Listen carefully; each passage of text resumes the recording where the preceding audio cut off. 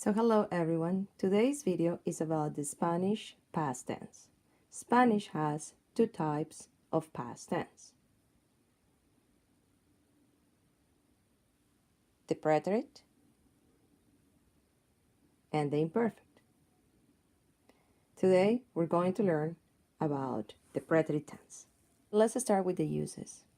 We use the preterite tense to narrate events or actions that finished completely. For example, ayer dormí 3 horas. Yesterday, I slept for 3 hours. Second, we use the preterite to narrate events that took place in a specific moment in time. For example, el verano pasado fui a Colombia. Last summer, I went to Colombia. So, every time we use expressions such as yesterday, ayer,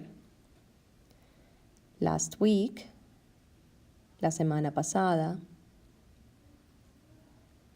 last year, el año pasado,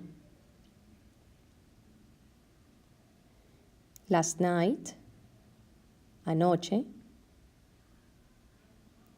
a week ago, hace una semana.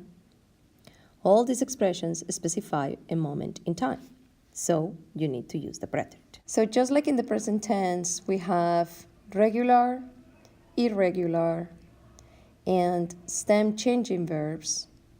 In the past tense, we also have regular and irregular verbs.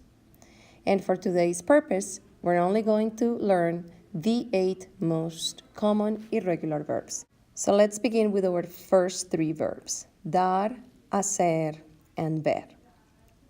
So I remove the letter a in dar, a in hacer, and the letter e in ver and replace it with e. So it will be yo di, yo hice, yo vi, tú diste, tú hiciste, tú viste, él, ella, usted dio, hizo, vio. So notice that the ending for the form of yo and dar and ver is exactly the same. In tú, the 3 endings are the same, and in él, ella, and usted, they also have the same ending.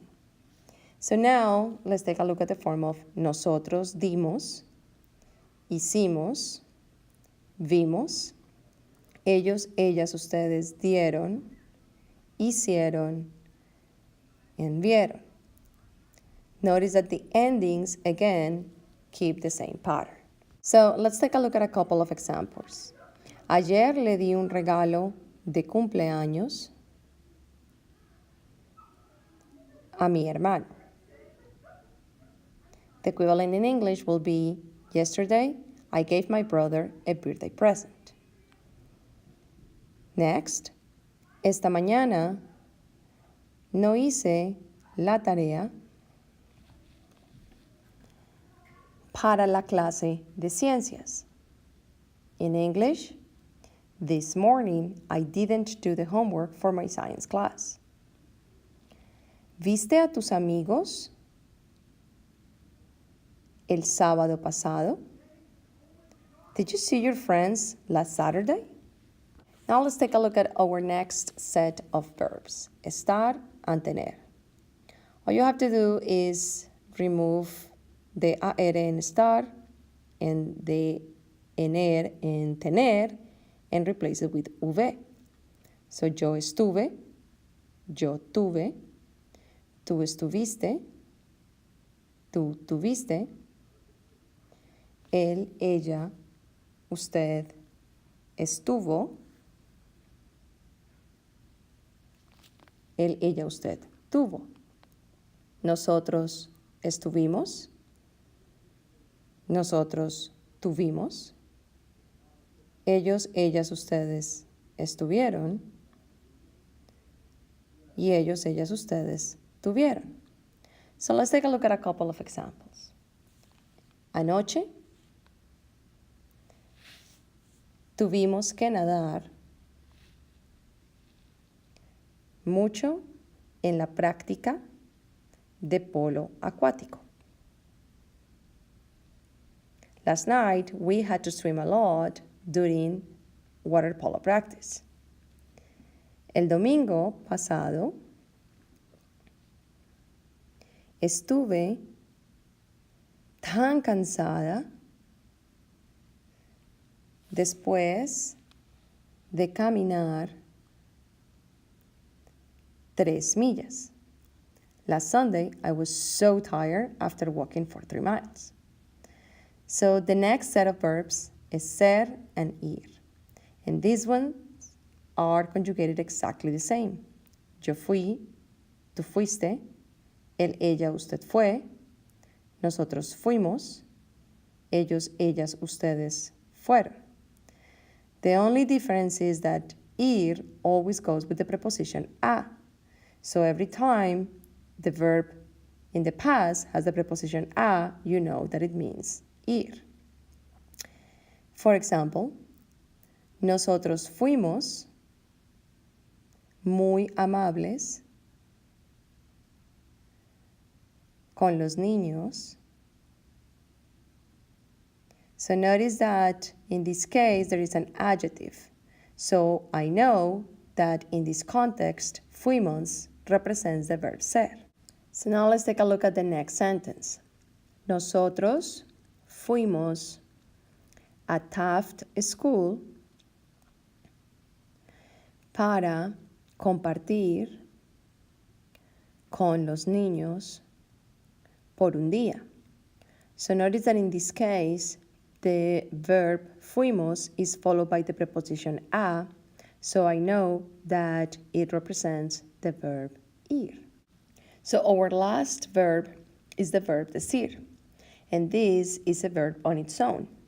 So the conjugation will be yo dije, tú dijiste, él, ella, usted dijo, nosotros dijimos, ellos, ellas, ustedes dijeron. So notice that we replace the decir part for an I and a J. Dije, dijiste, dijo, dijeron. For example, el señor La Pola se enojó porque nosotros no le dijimos la verdad. Mr. La Pola got angry because we didn't tell him the truth. So in summary, if we look at a timeline and we situate ourselves in the present, any action that took place in the past at a specific moment in time requires the preterite in Spanish. And that's it for today.